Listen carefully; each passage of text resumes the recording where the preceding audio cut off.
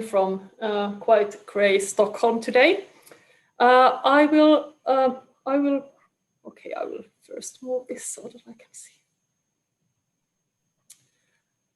Yes, so I will first show sort of a broad overview of the different projects that we have done that are related to this topic broadly. We have been looking mainly at value learning trajectories and worldview construction of young children, pupils at schools like older children and then youth, teacher, education, students, parents, and then teachers and authorities.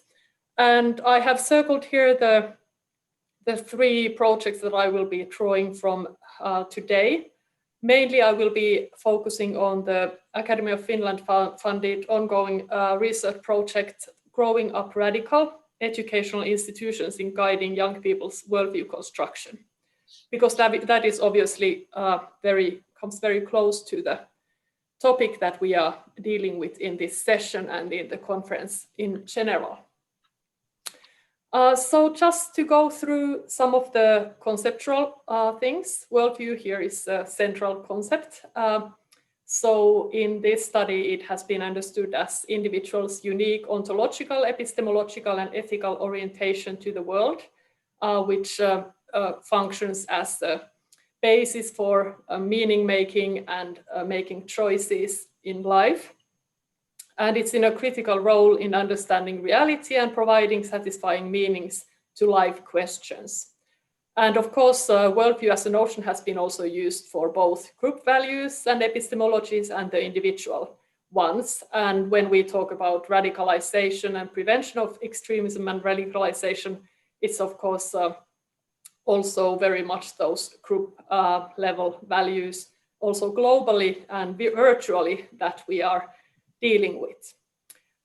So children's and also young people's worldviews these days are increasingly hybrid. They are combining elements from both religious and secular traditions, different ones, and also what, for example, my data set with young people illustrates is that, for instance, some of the preschoolers that I interviewed, they believe in reincarnation because they play video games, and there the characters have several lives. And I thought first when they brought it up, when the first child brought it up in the interviews, that wow, okay, well, I mean, there is a lot of religious diversity in Finland these days, but I didn't realize it's so sort of also in these small towns. But then it turned out that all these young children brought up this same video game that they were all playing about zombies and cactuses, where this part of their worldview was very much deriving from. Our Nordic Baltic data we have worked on with Olga Schihalever and Linda Wigdal and Arto Kallioniemi. We had 2,780 pupils in Estonia, Finland, and Sweden. And in this analysis, we were looking into their experiences of bullying at school and exclusion. And it turned out that half of the pupils in that data set reported having some experiences of bullying or exclusion. And these were comprehensive school ages. And because we had age groups from 9, 12, and 15 in this analysis. And the most vulnerable pupils were from families with other home languages than the majority school language, and children or youth with more religiously committed families.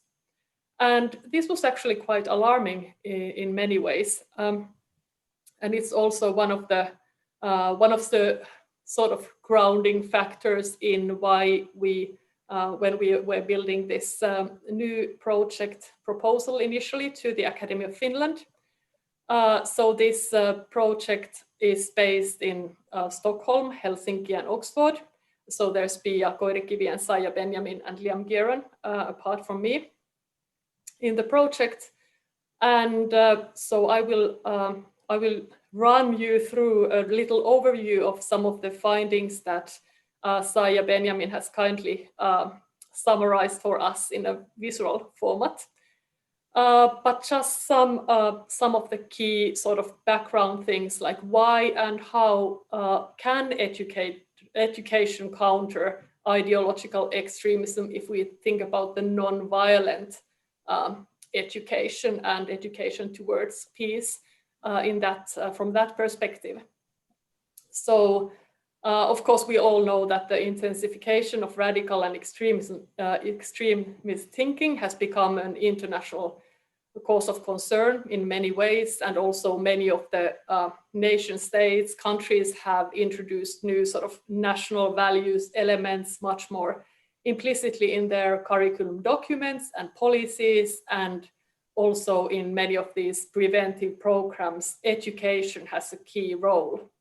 But very little in these studies, which very often come from political sciences and more sort of up-level global and societal studies, they very often lack the perspective of education, educational studies, educational institutions, ground-level education, and also youth. So this is part of the, or this is the niche that this project is targeting. So we have 3,617 young people in this dataset that I will be talking about today. And also we are gathering some additional data to that, not because we would think that it's not big enough, but because we had underrepresentation of the vocational side students in that data. And although we can, of course, tackle some of that statistically, we thought that we would like to balance that up a bit. So anyway, we do sort of want to emphasize the possibilities of educational institutions as spaces for preventing violent extremism. Okay. So yes, like I said, this is postdoctoral fellow Saija Benjamin who is working in this project. So she has done this summing up for us.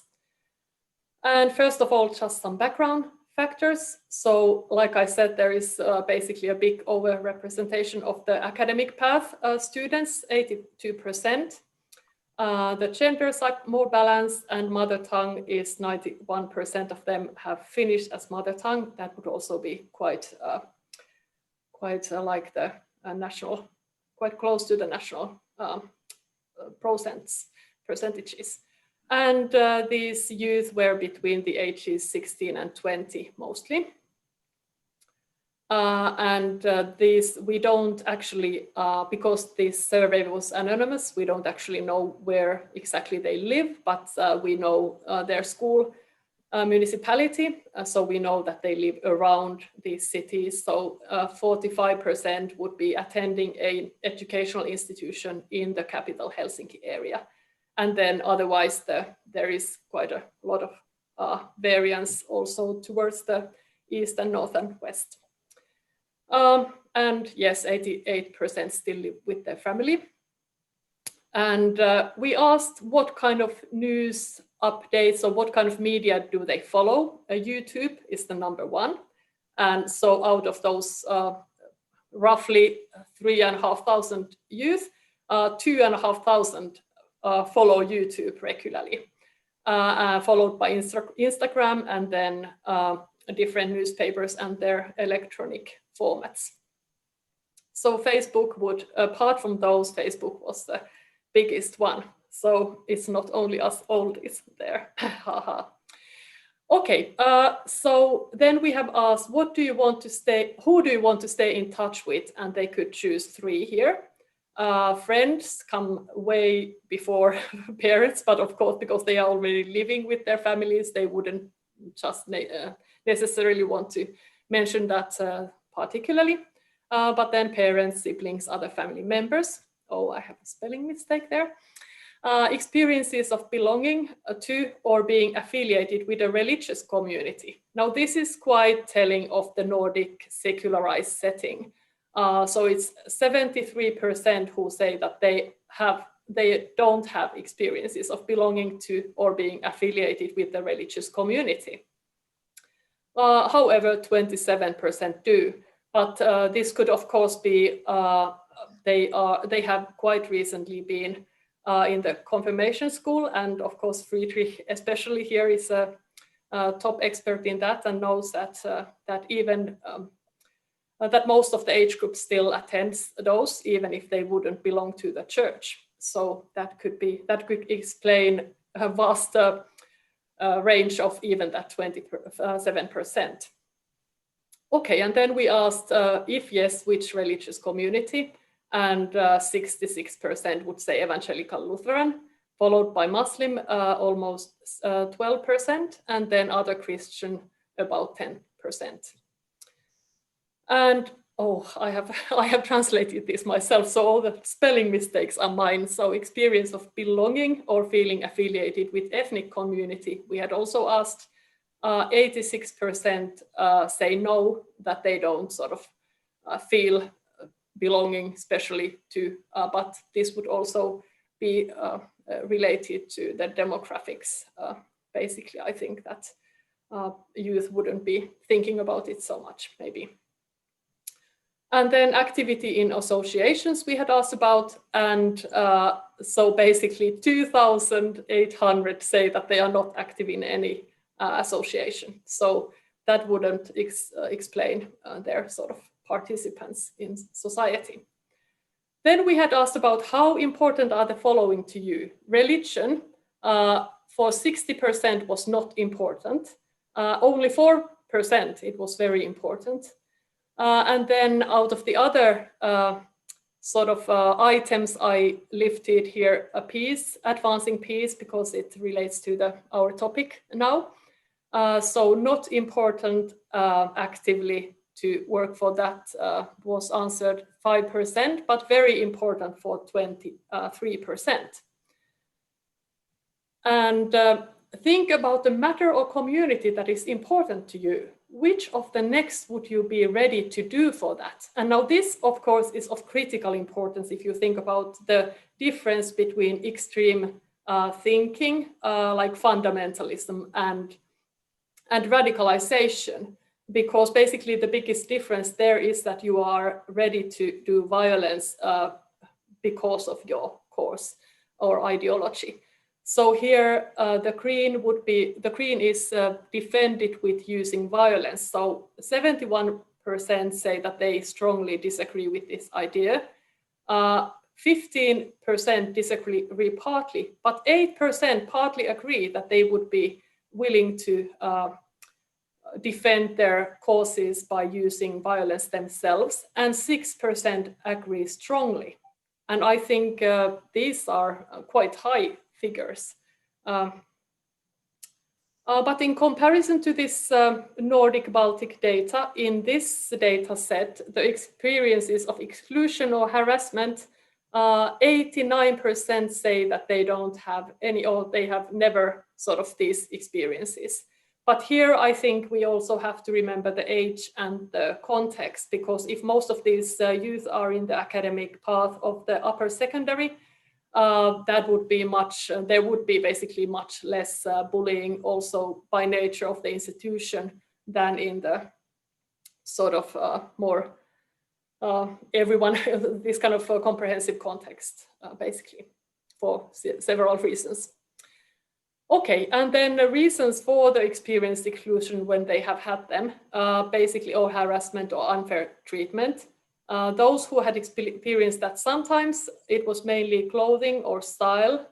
This would include also, of course, the religious wear, religion-related wear, and then 22% had said it's related to appearance, for example, ethnicity.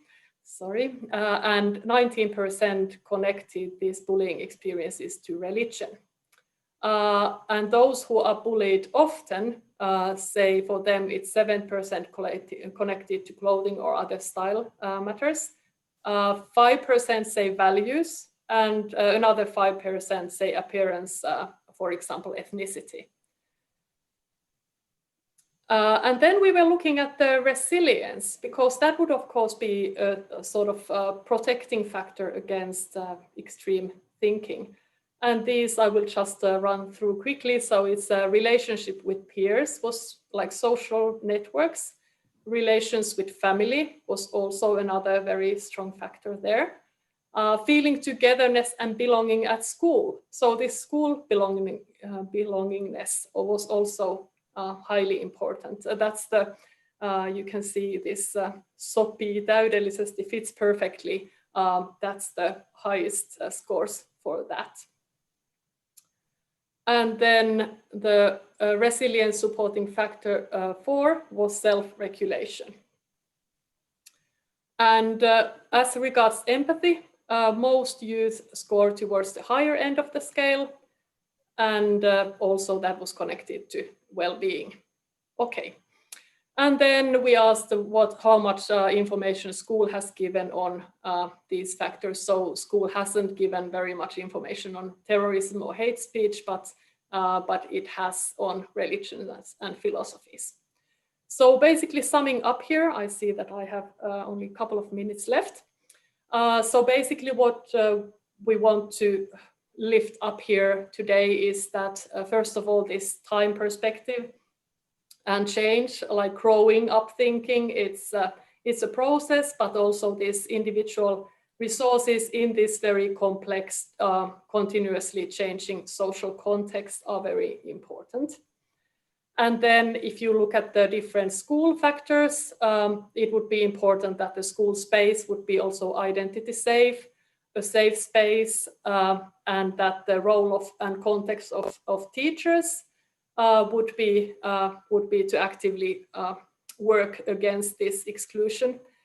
And then also something I wanted to lift up this in-betweenness of school context in comparison to school or home or the society at large. That's where the models for collaboration and dialogue are very much drawn from. And then we have also worked very recently on how the teachers could work and teacher educators with the teacher students with this kind of openness. This article came out last week. And then just to mention that you are also all welcome to follow up this or continue the discussion in the early SIG conference coming up mid-November, where it's also online. Thank you very much.